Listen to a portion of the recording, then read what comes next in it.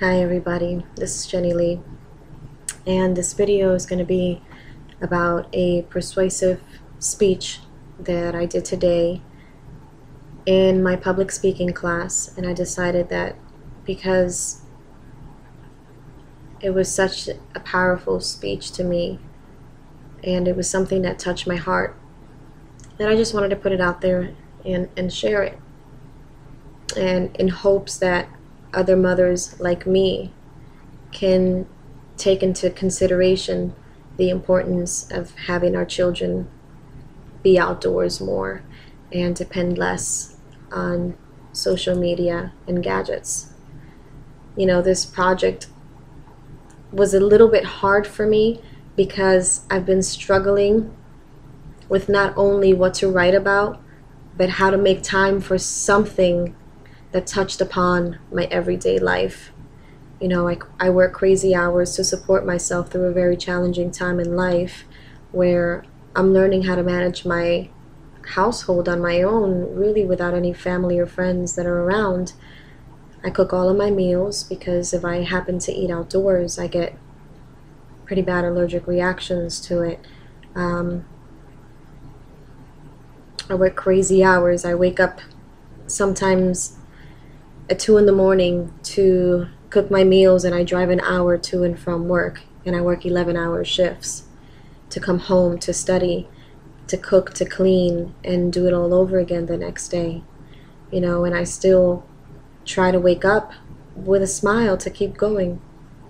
So, however, at the end of the day, there's only one thing that is important to me that keeps me going, and that's my daughter and her growth. And I try to raise my daughter with simple rules. You know, before I was a single mom, I was lucky enough to be a stay-at-home mom who researched day in and day out the development of what makes a happy and healthy child. And a lot of it was more simple than what I could ever imagined.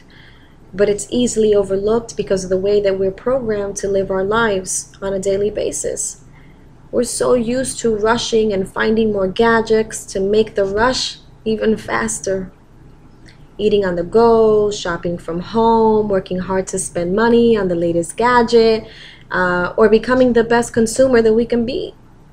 We're filled with the responsibility of keeping up with all of our material gain and exploiting ourselves over the bigger is more mentality.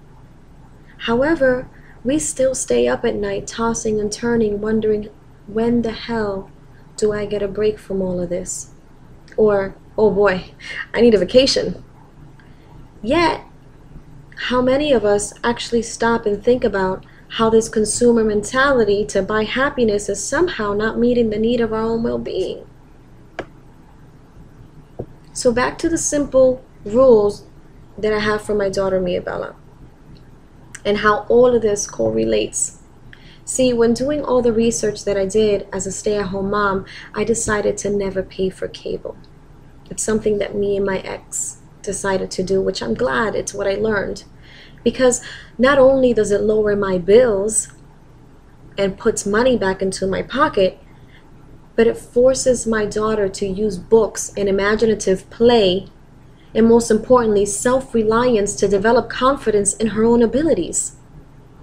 I give her whole foods and vegetables and absolutely no junk food, unless it's necessary. You know, a doctor once told me, your kid will eat healthy if you give them healthy food. And it says for the first year, try to give them healthy foods without introducing any sweets. They won't miss what they don't know about. So it's us that introduces these things to them, you know? So my daughter loves whole raw fruits and veggies and seafoods and will take it over any macaroni and cheese any day. But the single most important thing that makes all of this even possible for my daughter to stick with this regimen without giving into TV, electronics, or binging on junk food is nature. The most important thing that I learned to teach my daughter was the beauty of nature. how yummy, delicious foods are when they grow from plants and trees and vines and etc. It's how I grew up in Puerto Rico. Then I take her to parks, to beaches, to playgrounds, to farms, and I just let her explore on her own. So that the next time she picks up a book about science or nature or anything, she has an association and a feeling of connection with what she's reading about. While she's out and about, she's formulating all kinds of questions. I may not know how to answer, but I sure know how to encourage her on how to look them up later. And see, that's when now the gadgets become something that's important and useful. So that's where moderation comes in. It's so simple, but yet it's overlooked. When we're outdoors, our biochemical reactions are changing. We're being fed with nutrients that we do not get by staying indoors. And we create an intimate moment with aligning our bodies to the biorhythms of nature without the use of an iPad. You can sit with your child indoors and try to explain for hours how a caterpillar turns into a butterfly. Or you can take a child outdoors each day and let it witness the process of a metamorphosis on his or her own terms without a frustrating concept of our own explanation. On howparenting.com, a research shows that kids who spend more time outside in nature, I'm just going to read this to you real quick. It says they're calmer. This is particularly important for ADHD kids because it lowers their need for medication because fresh air soothes and the senses of all children.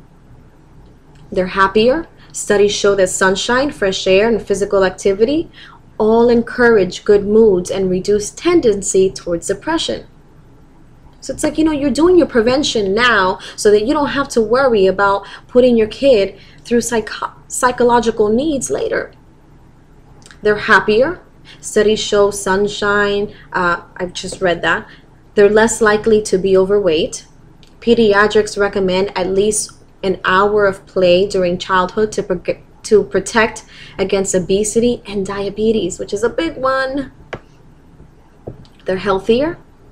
Many kids who don't get enough time outdoors are vitamin D deficient, causing health risks. Indoor air is usually less healthy, and kids who play outdoors more even have a better vision and less need for eyeglasses, presumably because they don't stare at a screen all day long. They're better students. Research shows that kids who play outdoors actually have a longer attention span, more frustration tolerance, and do better in school. They're more creative.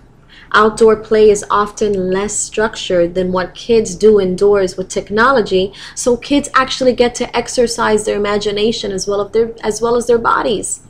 So it's exercise with the brain and your whole body. And I can sit here for hours and hours and keep talking about this. But I encourage you to do the research on your own as I did, because like going outdoors, venturing on your own and making that connection for yourself is what creates a stronger bond, and it gives us the drive and passion to heal our own well-being. So I encourage you all to go online to childrenandnature.org and visit the website that was set up by Richard Louv to show just how we all need to get involved with nature and all the research that can teach us how to use Mother Earth instead of thousands of dollars on over-medicating and misdiagnosing our children. I love my daughter enough before she was born to make the decision of making that of her own well-being to be of best interest to me, and that prevention was key. And although I'm not perfect, because nothing is, and we all have our own pace in life, it's never too late. Today, I'm a happy mother of a soon-to-be 6-year-old girl who's in kindergarten, and she's 1.5 years advanced in her academics. And all I did was educate myself and have fun with her and love her. And like the motto says, on the website that I just gave you of childrenandnature.org. Together we can create a world where every child can play, learn, and grow in nature. Namaste.